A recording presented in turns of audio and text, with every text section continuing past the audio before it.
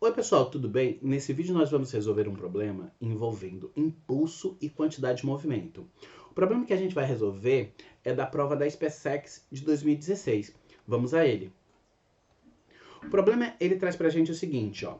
Ele fala que um cubo de massa 4 kg está inicialmente em repouso sobre um plano horizontal sem atrito.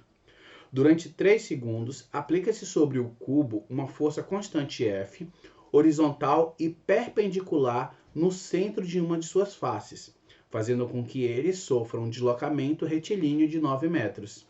Nesse intervalo de tempo, conforme representado no desenho abaixo. Então, eu tenho aqui o meu cubo, nele vai ser aplicada essa força F durante 3 segundos. No final do intervalo de tempo de 3 segundos, o módulo do impulso da força F e da quantidade de movimento vai ser quanto? Ele está querendo justamente saber quanto é que vai ser o impulso devido a essa força e também a quantidade de movimento final. Notem que é isso que ele quer. Para resolver esse tipo de problema, o que é que a gente precisa? A gente precisa de uma fórmula que relacione impulso e quantidade de movimento. E a fórmula é justamente essa aqui, ó. Desse lado eu tenho um impulso e o meu impulso ele vai causar uma variação da quantidade de movimento.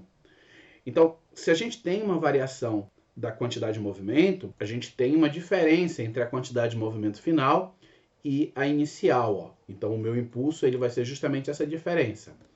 O problema já trouxe para a gente a informação de que, inicialmente, o objeto ele estava em repouso. Então, se o objeto estava em repouso, ele não estava em movimento, logo, a quantidade de movimento dele era zero. Eu posso fazer minha quantidade de movimento inicial igual a zero. Com isso, o que é que vai acontecer? A gente vai ter que o impulso devido à força F, ele vai ser igual à minha quantidade de movimento final. Desse lado aqui, ó, eu tenho um impulso e desse lado eu tenho uma quantidade de movimento final. Se eu já sei que o impulso ele vai ter que ser igual à quantidade de movimento final, eu já posso descartar alguma das alternativas. Porque tem algumas aqui, ó, em que o impulso ele não é igual à quantidade de movimento final. Ó. Então, por exemplo, a letra D ela já pode ser descartada e a letra B também. Ó. Então só vai sobrar a letra A, C e E. Nessas aí eu tenho sim um impulso igual à minha quantidade de movimento final. Só preciso agora saber qual é esse valor do impulso ou da minha quantidade de movimento final, que aí eu já consigo resolver a questão. Eu poderia partir aqui da minha quantidade de movimento final. Para isso eu precisaria saber a massa e a velocidade final do objeto. Ou eu posso partir aqui da própria definição do impulso. Eu optei por partir da definição de impulso. O problema fala dessa força F e diz o tempo, ó. E é justamente o que eu preciso. Por quê? Porque o impulso ele é o produto da força pelo tempo de atuação dessa força. Eu só preciso agora saber qual é o valor dessa força. O problema ele não disse exatamente o valor da força, ele deu o tempo. Encontrar essa força não vai ser complicado, porque se vocês olharem para cá, vocês conseguem enxergar que vocês têm um problema aí com um bloquinho e uma força sendo aplicada nele. É muito parecido com problemas que a gente já resolveu envolvendo a segunda lei de Newton, ó.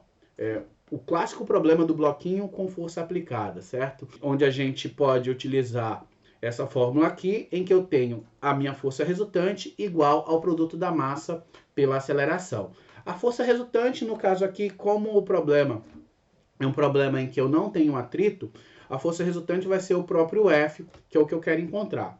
A massa, o problema já deu aqui o valor da massa, mas eu não conheço a aceleração. Precisaria saber essa aceleração para encontrar a minha força.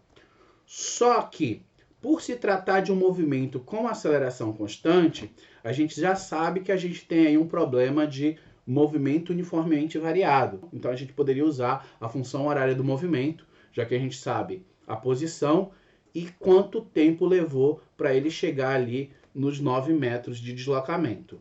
Eu vou substituir os valores, ó. Vou dizer que o objeto partiu da origem. O problema já disse que inicialmente ele estava em repouso, então a velocidade inicial dele era zero. Com isso só vai sobrar isso aqui, ó, onde eu tenho desse lado aqui o meu deslocamento, que foi de 9 metros, após 3 segundos. Então eu já coloquei o tempo aqui, que foi de 3 segundos. Daqui eu já posso tirar o valor da aceleração, porque eu vou calcular aqui o meu 3 ao quadrado vai dar 9.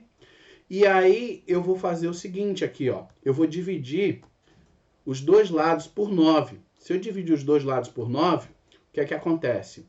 Desse lado eu vou ter 9 dividido por 9, vai dar 1.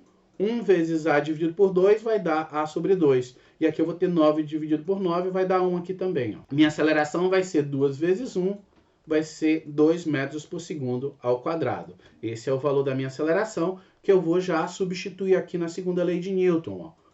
Como eu sei que a massa é 4 quilos, eu faço ela 4 vezes 2, que é o valor da minha aceleração, eu vou ter uma força de 8 newtons. Então, 8 newtons é justamente essa força que está sendo aplicada aqui durante 3 segundos. Ela causou um impulso de 3 vezes 8, 24 newton vezes segundos. Então, esse aqui é o meu valor do impulso, letra C.